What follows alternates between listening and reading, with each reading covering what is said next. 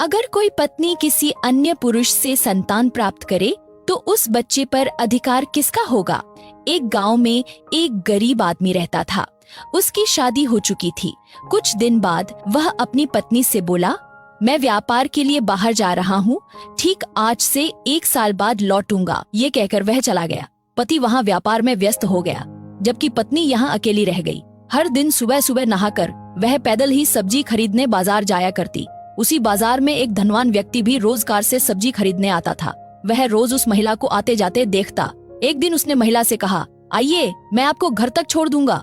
महिला ने तुरंत मना कर दिया, नहीं, मैं पैदल चली जाऊंगी, डरिए मत, मेरा घर भी अगली गली में ही है, मैं आपको सही सलामत घर पहुंचा दूंगा। थोड़ी झिझक के बाद वह कार में बैठ गई। उस व्यक्ति ने शांति और शालीनता के साथ उसे उसके घर के सामने उतारा और बिना कुछ कहे चला गया।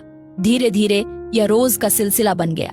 एक दिन उस पुरुष ने स्नेह और आदर से कहा, आओ चाय पीकर चली जाना। महिला ने उसका आग्रह स्वीकार कर लिया और चाय पीने के बाद वापस चली गई। समय के साथ यह सिलसिला और आगे बढ़ा। अब सिर्फ चाय ही नहीं बल्कि भोजन भी साथ होने लगा। धीरे धीरे दोनों के बीच प्रेम पनपा और इस रिश्ते का परिणाम एक सुंदर पुत्र के रूप में सामने आया। महिला अपने पुत्र को उस पुरुष के घर ही रखती और रोज एक बार जाकर उसे दूध पिलाकर वापस आ जाती। 1 साल बीत गया। पति के लौटने की तारीख आ गई और वह वापस घर आ गया, लेकिन पत्नी का ध्यान बेटे में लगा हुआ था। वह पति की बातों पर ध्यान नहीं दे पा रही थी। उसे बेचैन और खिन्न देखकर पति ने सवाल किया, सच सच बताओ क्या हुआ? पत्नी ने सारी सच्चाई बता दी और कहा कि उसे अपने पुत्र की बहुत याद आ रही है। पति कुछ देर चुप रहा, फिर मुस्कुराकर बोला, अपना ही बेटा है, जा ले आ। पत्नी अपने पति के साथ उस पुरुष के पास गई और बोली, मेरे पति लौट आए हैं, मैं अपना पुत्र लेने आई हूँ। लेकिन उस पुरुष ने साफ इनकार कर दिया, पुत्र नहीं दूंगा, वह मेरा है। अब स्त्री और उसका पति अपने पुत्र को पाने की मांग कर रहे थे, जबकि वह पुरुष उसे अपने पास ही रखना चाहता था। मामला न्यायालय तक पहुँच गया। न्यायाधीश के सामने सबने अपने अपने तर्क रखे।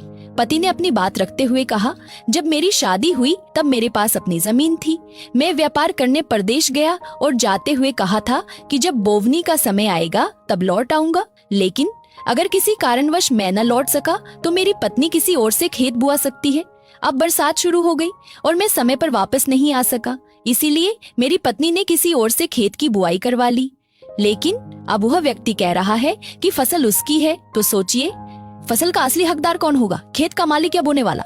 बुआई करने वाला चाहे तो अपनी मजदूरी ले सकता है, लेकिन फसल पर अधिकार तो खेत के मालिक का ही रहेगा। उस पुरुष ने अपना तर्क रखते हुए कहा, एक दिन मैं सैर करने निकला, तभी सड़क पर एक खाली डिब्बी पड़ी मिली। मैंने इधर उधर देखा, लेकिन डिब्बी का कोई मालिक नजर नहीं आया।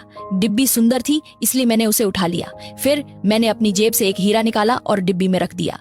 अगले दिन एक आदमी मेरे पास आया और कहने लगा, यह डिब्बी मेरी है। मैंने डिब्बी से हीरा निकाल लिया और उसे खाली डिब्बी वापस कर दी। लेकिन अब वह आदमी हीरा भी मांग रहा है। तो बताइए हीरा किसका हुआ?